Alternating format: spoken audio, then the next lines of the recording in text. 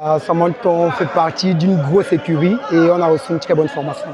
C'est vrai qu'on fait partie de la première promotion. Au-delà de moi, il y a énormément de talents qui sont passés aussi dans l'académie. Donc il y a certains qui sont venus après nous, qui peuvent être plus talentueux que nous.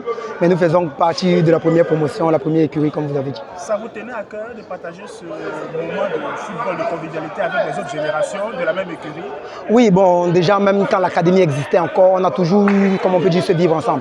Ce brassage entre les différentes promotions, donc le fait de se retrouver tous ensemble et de rassembler toute la famille Daga, famille Youngstar, c'était quelque chose de mémorable. Donc on peut dire qu'on peut se féliciter pour cette initiative et on a passé un bon moment. À vous voir, on a l'impression qu'il y a beaucoup qui manquent à l'appel, évidemment par diverses occupations professionnelles. Est-ce que vous avez un message à leur adresser pour la grande famille de l'écurie Daga se retrouve en Bon, déjà on va dire un petit désolé à ceux qui n'ont pas pu être là. L'initiative, elle a été portée sur, je pense, 2 jours. On a voulu aussi avoir la présence de notre plus jeune Nou Tolo, qui est aujourd'hui en sélection, qui voulait qu'on le fasse à sa disponibilité, mais c'était un peu compliqué parce qu'avec notre président Abou Daga, qu'on n'a pas vu, ça fait vraiment longtemps, et essayer de rassembler sur 2 jours, c'était un peu compliqué. Mais on peut dire que rassembler tous ceux qui étaient là déjà pour leur disponibilité, d'avoir pris le temps de venir se rassembler ensemble, ça fait plaisir. Ceux qui n'étaient pas là, on peut dire que c'est la première occasion.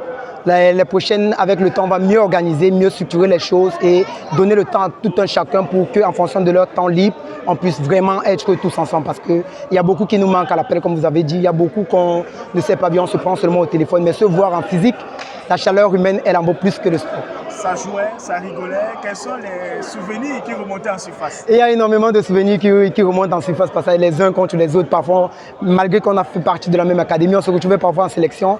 Donc, pour ceux qui ont une bonne reconversion aussi, on peut dire, ne se retrouvent plus dans du football. Donc, aujourd'hui, transpirer tous ensemble et prendre un temps de plaisir, ça permet de se remémorer les beaux instants, les moments de gloire, comme pour nous qui avons fait un peu l'élite dans le championnat, de revoir un peu comment se placer. Il y a des petites blagues par anecdote.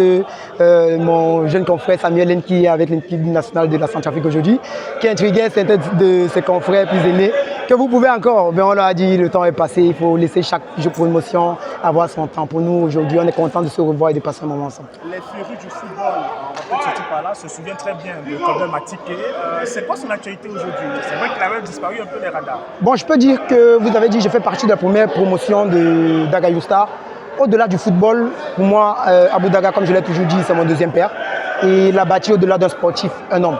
Donc il m'a toujours fait cultiver des valeurs humaines, des valeurs de réussite. Au-delà du football, on peut réussir. Donc du coup, pendant que moi je faisais du sport, je faisais toujours un sport-études.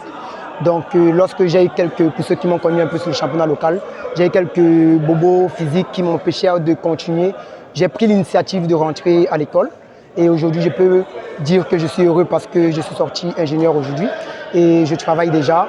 Et tout ce cursus, que ce soit sur le plan sportif, que ce soit sur le plan académique, j'ai toujours eu l'appui et j'ai toujours été encadré par Abou Daga. C'est vrai que beaucoup ne le savent pas, mais que ce soit sur le plan académique, les diplômes, chaque fois, il y a eu des possibilités où il aurait pu venir aussi à des soutenances.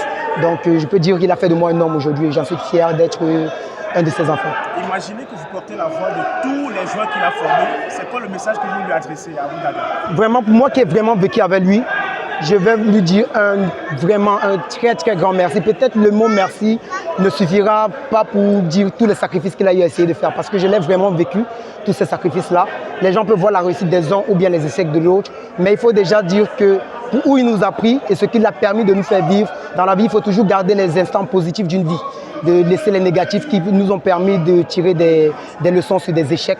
Et aujourd'hui, la plupart de nous, on s'est reconvertis, d'autres utilisent encore le sport. Donc on peut dire que un gros merci à M. Abou Daga, que Dieu le bénisse, que Dieu bénisse toutes ces initiatives, que Dieu bénisse tous ces projets et que toutes les promotions qui viennent après nous, bien ceux qui ont pu réussir, tant que vous avez la possibilité de tendre la main à un confrère, de tendre la main à un jeune même du quartier qui ne savait pas jouer au football, que vous pouvez donner sur le plan éducationnel, que vous pouvez donner des conseils qui peuvent faire de lui un homme ou une carrière sportive, ce sera la meilleure chose. Parce que par anecdote encore, excusez-moi, il y a beaucoup de joueurs que nous avons pris dans des interquartiers qui n'avaient jamais fait un centre de formation et qui l'a rendu footballeur au niveau sur le plan local et sur le plan international. On peut lui dire un grand bravo. On espère qu'à la suite et à la longue de nos vies, nous pourrons prendre la relève pour essayer nous aussi de bâtir des plus jeunes à notre temps.